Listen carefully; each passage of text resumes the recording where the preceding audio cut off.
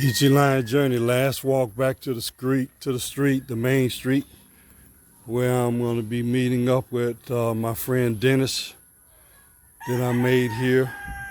I just got through looking at the school, and I did see Joanne, who she's a content creator on Facebook, and I recognized her. We recognized each other, so I was glad that she was there, and I saw her. And she kind of showed me around, walked me to the building itself. But this is the last walk here from St. Francis School, going back. Guess I'll meet my friend Dennis up here. And again, hello. Everybody gets a look at. Again, just the way people are living up here, over here, North Tacloban. And I feel good about my participation in that program. That's one of the best highlights of my visit so far here, of my stay, rather, in Philippines, which I'm considering my new home. So and to lay down some roots here. Good afternoon. Still got a ways to go. Again, I think this is that house where I did karaoke before. Good afternoon, sir. Good luck. Good afternoon.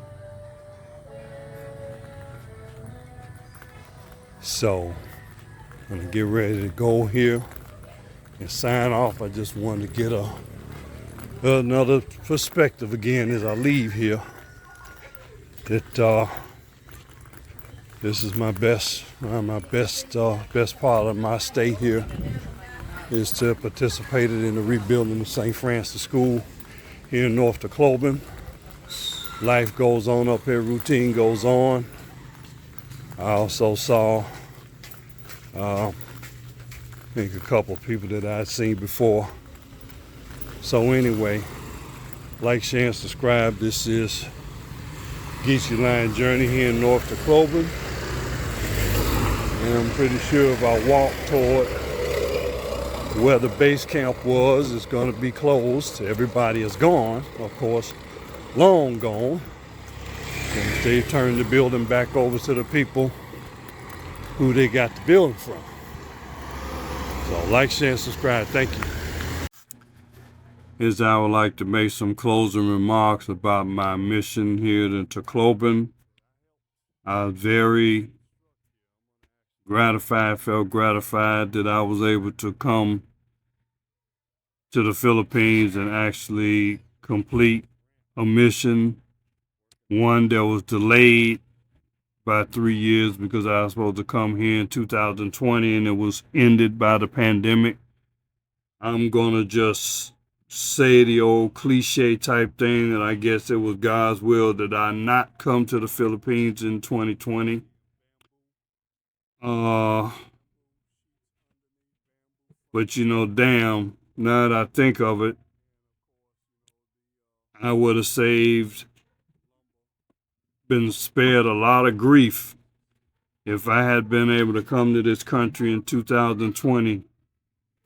I won't get into the details of it here, but at that time, I don't think I had made my resolve that I was going to retire last year and that I was going to make preparations to actually move to the Philippines as I've done. I hadn't made my resolve then. I was still on the hamster wheel. I was still on the job, trying to be on somebody's job and, kowtow or whatever, try to put up with being almost like a slave to someone. And in retrospect, as I think about it, I would have been saved a lot of grief if I'd been able to come here. Not just to keep repeating myself, but this is very gratifying to come help the victims of the Typhoon Yolanda. And it gave me a sense of purpose and also a sense of accomplishment. And I'm glad that I could contribute in a small way. But as I leave Tacloban, as I left Tacloban in for that last time, as far as that mission was concerned, not to say that I'll not plan to return to Tacloban, um, but it was quite an experience, of course, me being of advanced age, doing some of that physical labor that I did, being in the conditions, sleeping on the hard bunk bed, and not having the modern bathing and toilet facilities. And sometimes the food was questionable as far as, the selection and quality and the taste level or appreciation level. But the other thing that I take away from Tacloban is the great friends that I think I made there, as I think about Dennis and mainly Dennis and Kathy and also Pat. That by a miracle, I think it was a miracle that I met them. Just by me roaming the neighborhood or rambling the neighborhood as hood rambler, just speaking to people and just organically meeting them in their her neighborhood, in their environment. And I remember again the hospitality of someone offering me a drink or offering me some nice little adult conversation. I thank, Pat and Dennis that they invited me to that day, the holiday we spent at the beach. That was great. Like I said, adult conversation, good food. We sat and, of course, talked about and joked about a little bit my infatuation for Filipina P, or whatever you want to call it. I said I was in love with her, but that's neither here nor there. But it just so happens that they actually personally knew her, so I thought that was very, very not a coincidence that that happened. Of all the places I would come to, the P's hometown, if you will. But appreciate the friendship that I was able to make there with Dennis, Kathy mainly, and Pat, of course.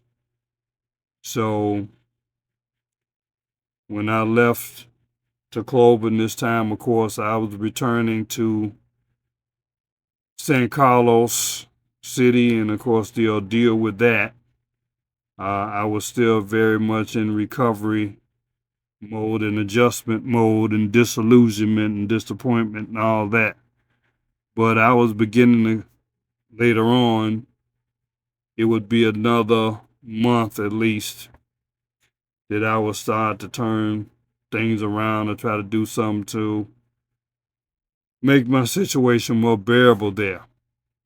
But I've covered some of that in other videos when I left Tacloban. So we're talking about late January 2024, in February, and the early part of March. So on the next segment, probably will cover that period of time in my journey here. And I invite you, if you listen and enjoyed these videos and they've kept you occupied and satisfied your curiosity, hit the like button, hit the subscribe button. Doesn't cost you anything. I'd like to thank again Lilibeth Tate, IC Fit, and the boy vlogger, three Filipinos that helped me get over the 1,000 subscriber mark. It was the Filipinos that got me over. So I thank them specifically for helping me to get to the level I am. So I ask you to like, share, and subscribe, share, and like in that order. Thank you for your support. Those of you who go on to my website, chilansoul.com, also and support my radio station and my music, which is the best way you can help me. Thank you.